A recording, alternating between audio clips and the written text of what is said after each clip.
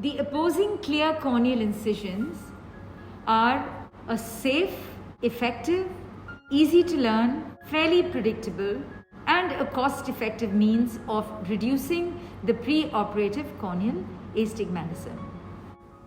Now, while performing the opposing clear corneal incisions, the surgeon now actually places one incision on the steep meridian and another identical incision is placed diametrically opposite at 180 degrees.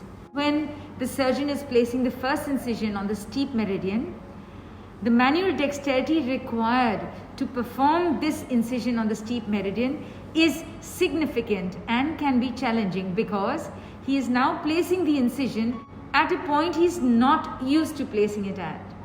Now, what makes it even more challenging is when the surgeon makes the incision diametrically opposite, now he is expected to create a tunnel diametrically opposite, which is extremely challenging and also almost always is created by the non-dominant hand. The other important point to remember is that these incisions aim at reducing the pre-existing corneal cylinder.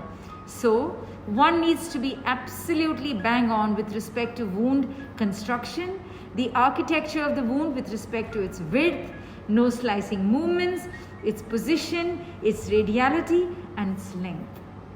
All of this makes the creation of the opposing clear corneal incisions a significant challenge and a technique one must learn. This following video will demonstrate the technique of performing the opposing clear corneal incisions, in short OCCI. It's important to remember that whenever a surgeon, when he performs his phacoemulsification, already has a preferred choice of taking the incisions.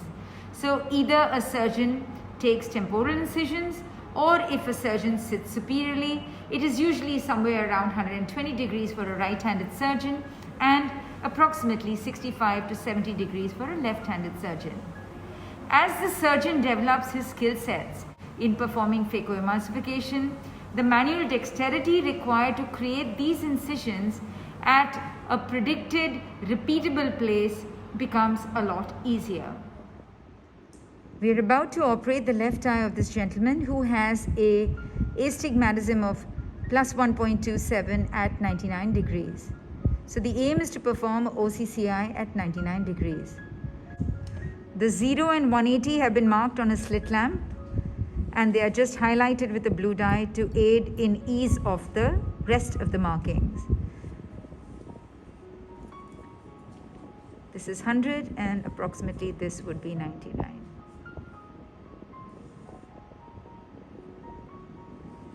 So this is where the main incision would be, and this is where we anticipate to have the opposing clear corneal incision, again at approximately 99.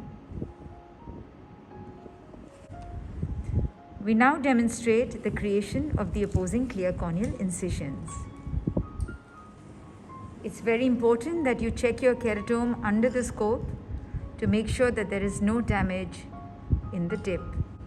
So counter pressure, in this case afforded by a cotton bud. Focus on the point that has been marked. Define which is your starting entry point, and the surgeon now creates the main 2.8 incision by bisecting the 99 degrees so that the incision equally lies on either side of the marking. Now, the opposing clear corneal incision is now being created. I think it is a good idea to use some viscoelastic to form the chamber, because as I mentioned earlier, it is slightly challenging to create this incision and you do not want to be left with a hypotonous eye, which might make the creation of this main incision slightly more challenging. So whenever you need to make an incision inferiorly, pulling the eye upwards adds to the ease of the wound creation. So the surgeon makes the opposing clear corneal tunnel in this manner.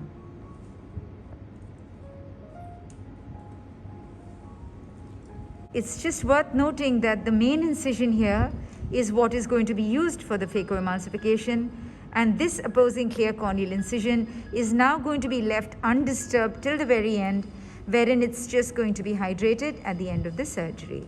Upon completion of the IOL insertion as well as removal of the viscoelastic, the surgeon now, whilst maintaining the irrigation in the eye, moves to hydrating the incisions. As you can see, this is the main incision being hydrated.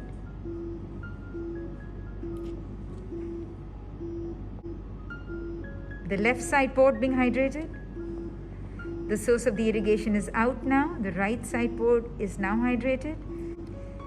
And finally, we move to hydrating the incision that was created 180 degrees opposite the main incision. We conclude by ensuring that the main incision, the side port incisions, and the incision that was made diametrically opposite to the main incision are well sealed.